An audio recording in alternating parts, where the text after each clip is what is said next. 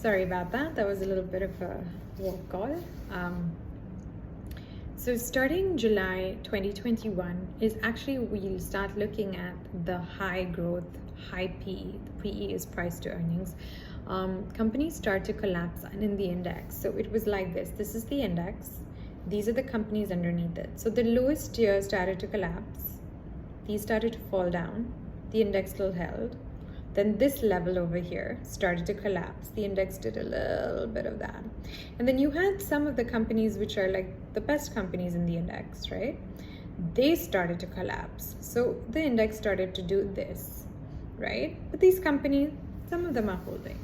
So that started July 2021. So if the dominoes start to fall, where are we right now? Have all the dominoes fallen? Everybody says, is this the end of the bear market? Is this the end? Is this the end? Are we, should we buy now? So I've divided this section into two bits. One, for those who have never invested, and two, for those already who have a portfolio. So for those who've never invested, and you're sitting in cash and you're sitting on savings, I would say now is a good time to deploy 20% of what you want to invest. So if say you have 100 rupees, dollars, dirhams, I'm coming from Dubai, whatever euros, you're sitting on $100 that you feel like I'm comfortable investing. I want to try what this is. I would say take 20 out of that pool that you want to invest and deploy it now. Okay, deploy. Don't get too smart in this market, okay? Like, I think this one's like an equal opportunity hater, this market. So my advice would be, and I give myself the same advice because I have to rein in my aggressive instincts in this market, because I see things on sale and I'm like, oh my God, I need to buy these companies. But we don't want to do that at this point. We have to be a little more disciplined.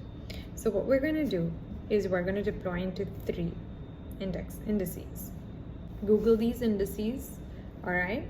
And you invest your $20, divided into these 3.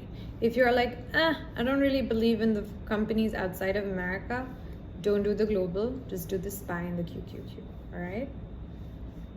If you're like, no, I feel like, there's good enough companies outside of America, that have pretty significant balance sheets, pretty high growth companies, and are trading at a bit of a discount to the US market, definitely go into the S&P 500, S&P Global.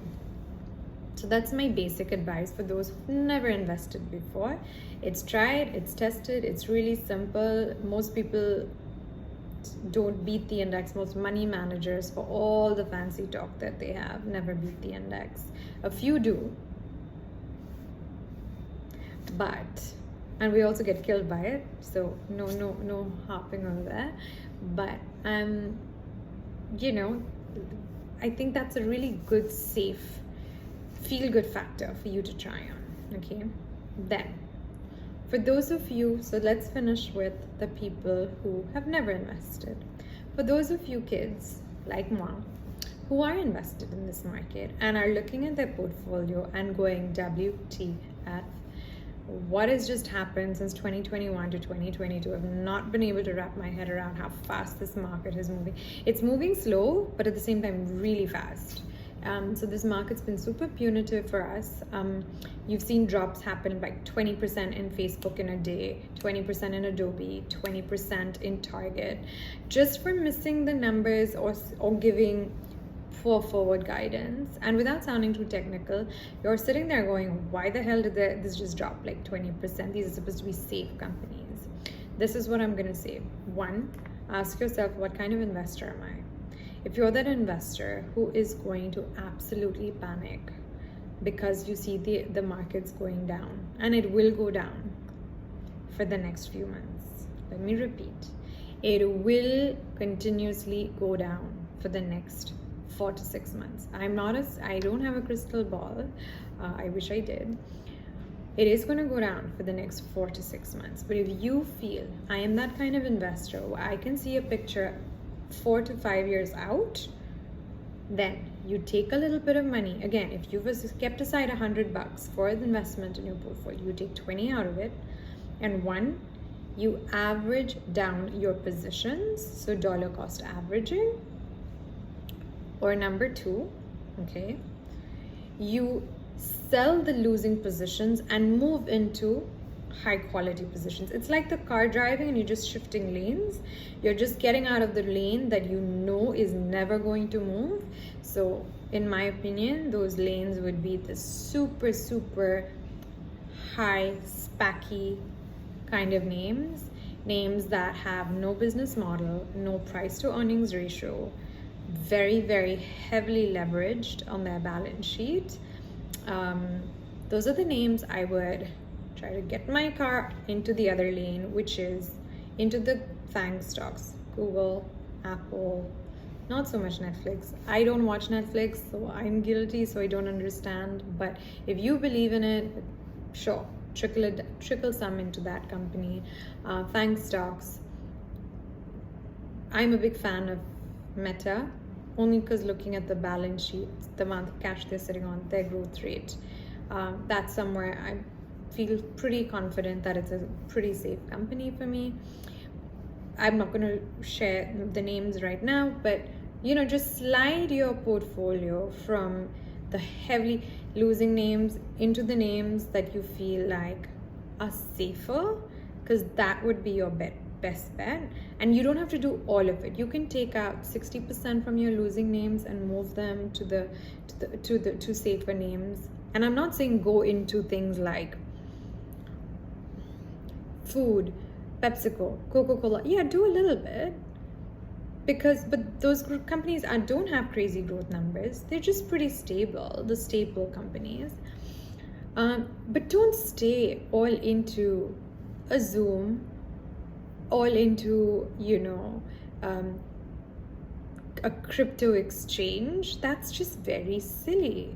So you want to play it safe with little bit of aggressiveness. So you want to be 70% safe and you want to play 20% aggressive and maybe 10% gambling. So it's just like that je ne sais quoi, not that my French is very good, but just a little bit of that sprinkling.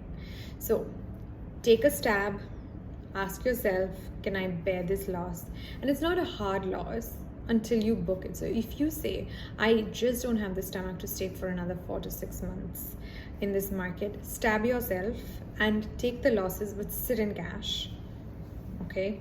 Option 2, average down the prices that you bought at, because you probably bought here in 20 and 21 and early 22. You're going to have to find a way to say, okay, I may sell some of my losing positions and end of the day go into my positions and use that money to average down the cost. If you're like, hey, I love Square, I love PayPal, I'm a user and I've seen those balance sheets, which is a whole discussion, which I will do again separately. You kind of have to take a stab and move into those if you have staying power and you're like, look, I know this has to go up, maybe not in 6 months, but in 12 months to 2 years. Yes, this market will go up, but you need to have staying power and you need to have courage of conviction. And I think most importantly, you need to have a really good gut. If your gut is going to be, which does, get out now.